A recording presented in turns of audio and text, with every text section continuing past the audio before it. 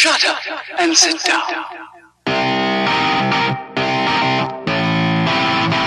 Oh, hello and welcome to another North Wales side-by-side video.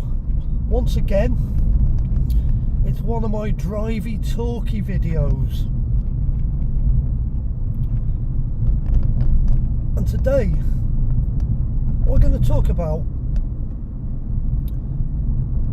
the situation we've got in the United Kingdom with the British government and their implementation of phasing out petrol, diesel and hybrid cars by 2030. They want to make it so as of 2030 there will be no more petrol cars, no more diesel cars, and no more hybrid cars available for you and me to buy in our dealerships. All they want you and me to be able to buy are battery powered cars. They've already told us they want to do that. The rest of Europe is doing it in 2035, but I know there is uproar in Germany at the moment with the 4 big German manufacturers saying it's not going to work, they can't implement it, and they cannot make the change in the time period that is left between now and 2035. So our British government want this implemented by 2030. Okay, Britain's only a small part of their market, so it's not as big a problem for our government to implement it. But having now read a few reports, seen a couple of articles in the press and seen a few YouTube videos about this, our government are talking about now rationing as of 2024 the amount of petrol and diesel cars that are available for manufacturers to sell in the United Kingdom, with the percentage of petrol and diesel cars going down, being available to sell year on up until we get to the point of 2030 where there will be no petrol and diesel cars or hybrid cars available to sell. So what the British government are proposing at the moment, and this applies to all manufacturers selling cars in the United Kingdom, as of 2024, they've set a target sale value on battery powered cars that 20% of all the cars that manufacturer sells have to be battery powered cars, leaving the split of 80% between petrol, diesel and hybrids. And then as of 2025, the percentage of electric cars increases, and it will increase year on, year in, until we get to the point in 2030 where there will be no petrol and diesel cars available for you and me to buy. What that's going to mean to you and me who like our petrol, diesel and hybrid cars is less of them available to buy in the first place, and because there's less of them available and they're still going to be taking orders for petrol, diesel and hybrid cars, we're going to be waiting longer and longer and longer for our cars. So if you order a car in 2024 and say that manufacturer takes orders for 100,000 cars, that's not going to be a problem, because 20% of them cars will be EVs, the 80% will be petrol, diesel, electric. But if they take orders for 120,000 cars,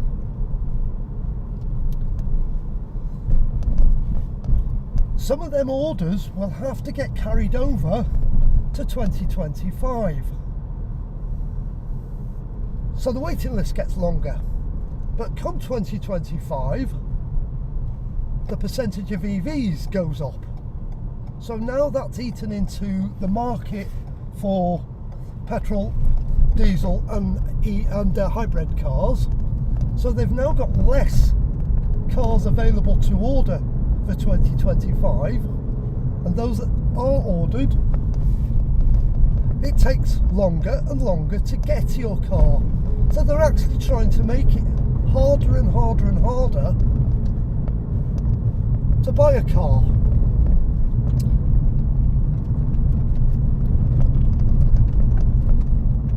And they're taking away our freedoms, our freedom of choice.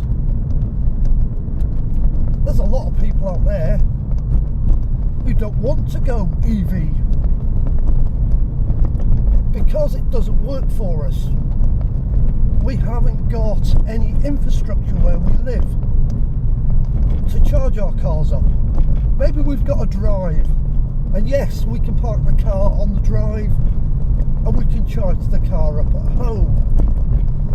But with the price of electricity at the moment, EVs are becoming more and more expensive to charge up. And I'd find an EV very unpractical for me personally. EV wouldn't work for me in my circumstances as they stand at the moment.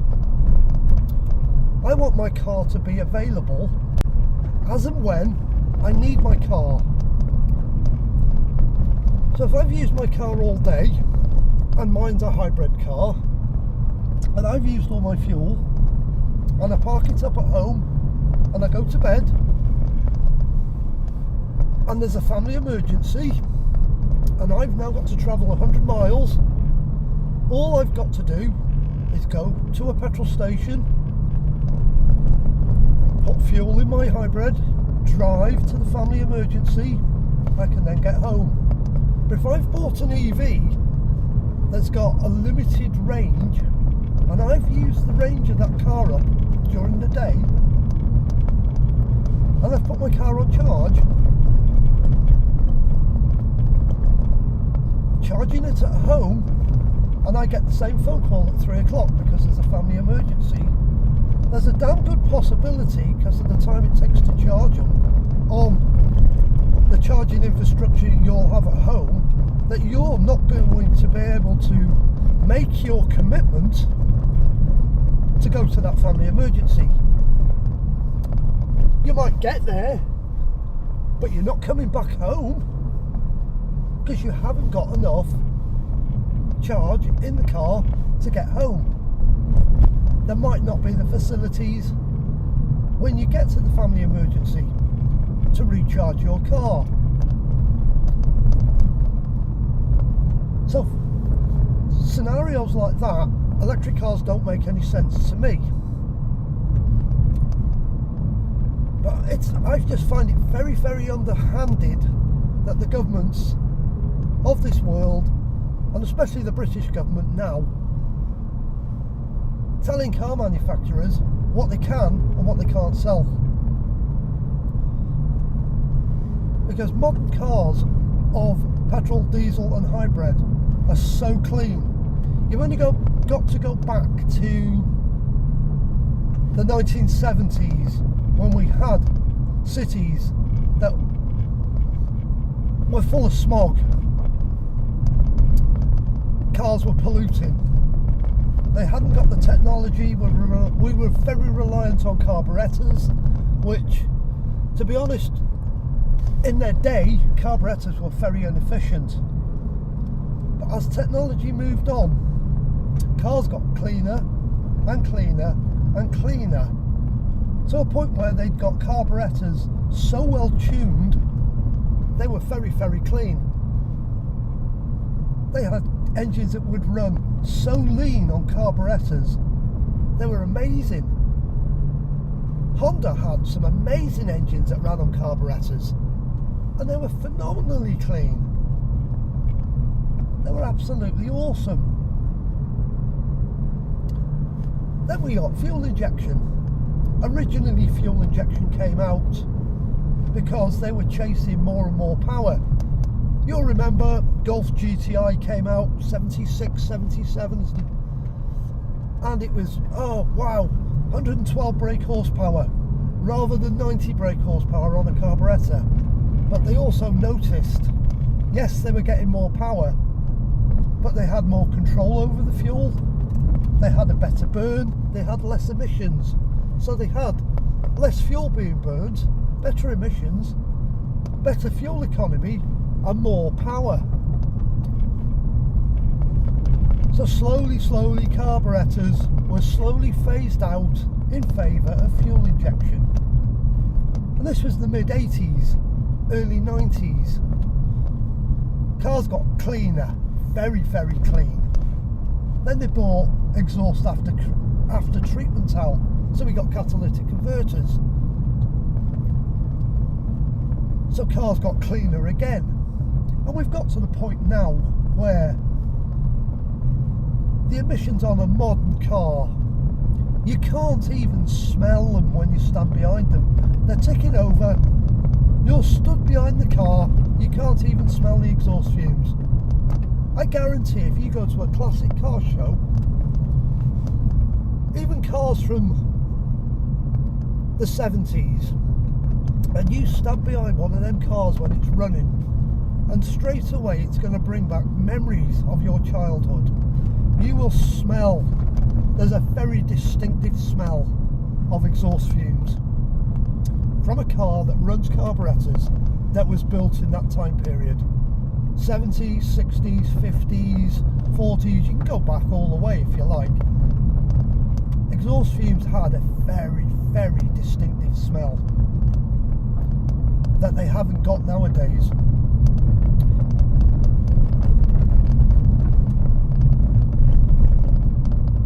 It just winds the crap up out of me that governments can dictate to companies, you're going to do this, you're going to do that, when the companies are doing their damned hardest to make engines that are so efficient. It is crazy. We're getting to the point with modern car engines now. Okay, I run Toyotas, and we've got the new dynamic force engine in our Toyotas. These engines are running at over 40% efficiency rating. By that I mean, you put a gallon of petrol in it, 40% of that fuel that is being burnt from that gallon goes into producing power. The other 60% is wasted in heat. Years ago, a petrol engine was maybe 20% efficient, and a diesel was 35 to 40% efficient. Well, petrol engines are more efficient now than they ever have been. They're up to the point of they're probably more efficient now than diesels, especially now we've got all this fancy hybrid technology, where we've got hybrid cars now that can do better miles to the gallon than even the best diesel on the planet, because diesels aren't efficient for stop-start and town driving, where the hybrid is absolutely awesome for doing that. They are so efficient in town. Diesel only comes into itself motorways, where you're in the operating window of that engine where it's at its most efficient, and that's the way they work the best.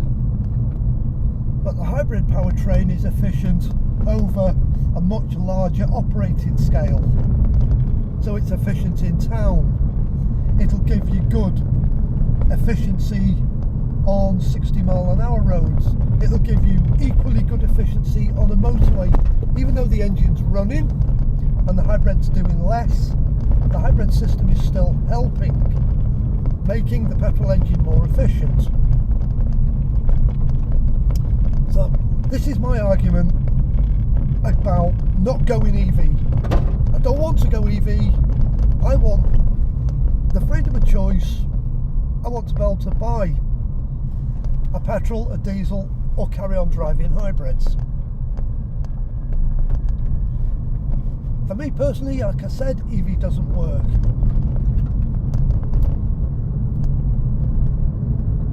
But I guarantee it's going to get harder and harder and harder over the next few years to buy a petrol car, and they will keep putting obstacles in our way. They're going to make it harder and harder and harder.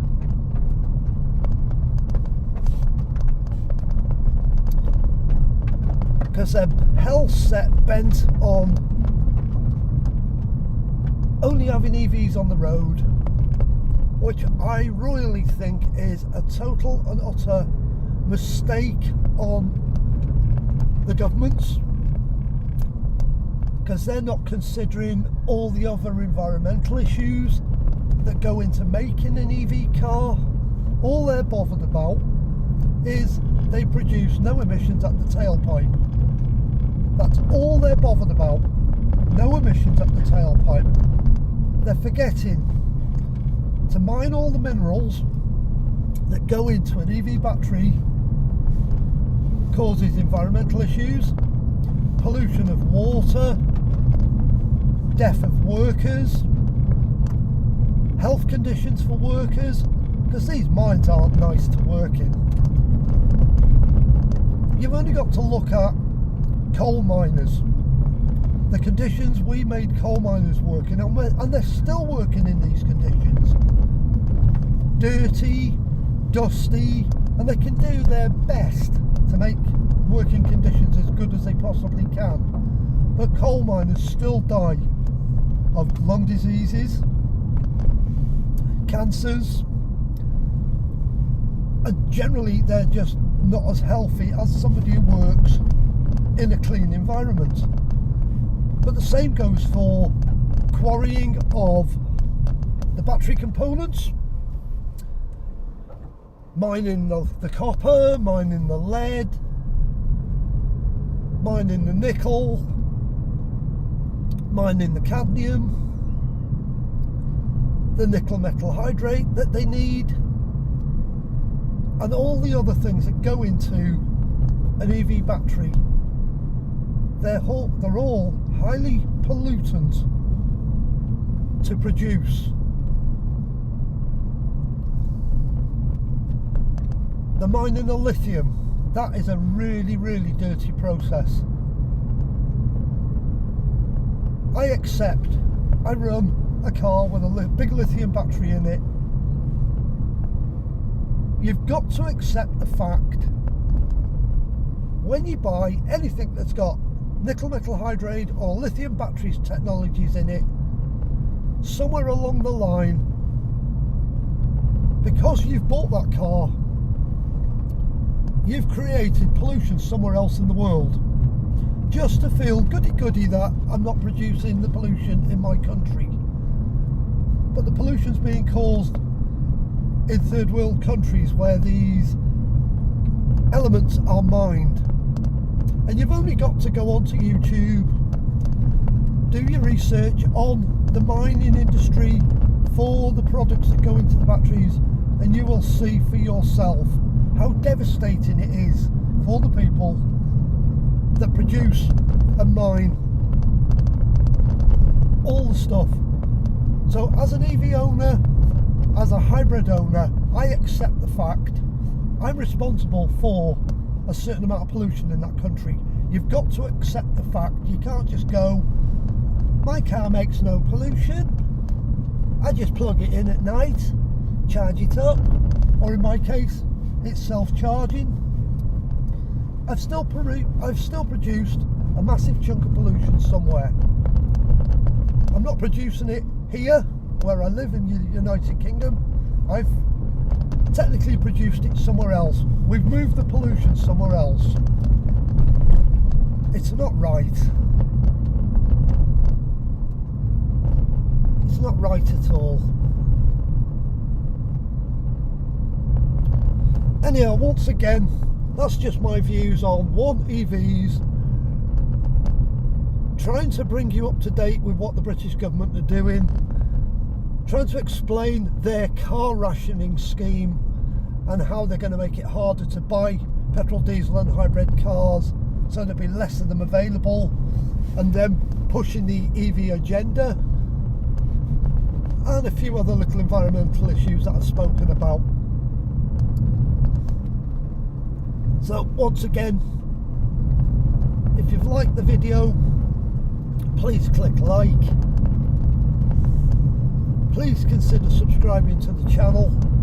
Like I say, subscribing to the channel costs you absolutely nothing, and it means you get all the updates as and when they become available. Thanks for watching.